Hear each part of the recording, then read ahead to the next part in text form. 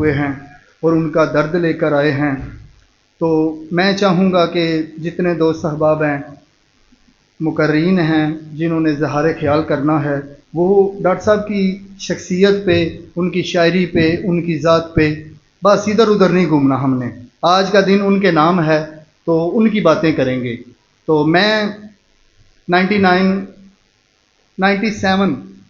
میں تقریباً ورپال چٹھا میں 8 کلاس کا اسٹوڈنٹ تھا جب ڈاکٹر صاحب ادھر بنیادی مرکز صحت میں تشریف لائے۔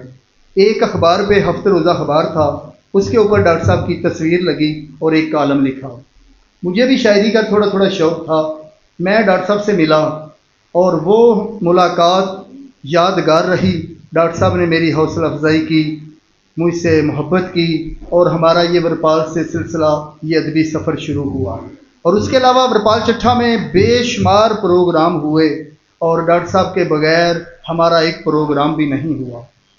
تو ڈاکٹر صاحب کے ساتھ بہت زیادہ یادیں وابستہ ہیں، بہت زیادہ محبتیں ہیں ان کی، میں بیان نہیں کر سکتا، لیکن وقت کی قلت کے پیش نظر چند باتیں آپ کے گوش گزار ضرور کروں گا۔ تو اب میں دعوت سخن دیتا ہوں جناب سفیر احمد چٹھا صاحب۔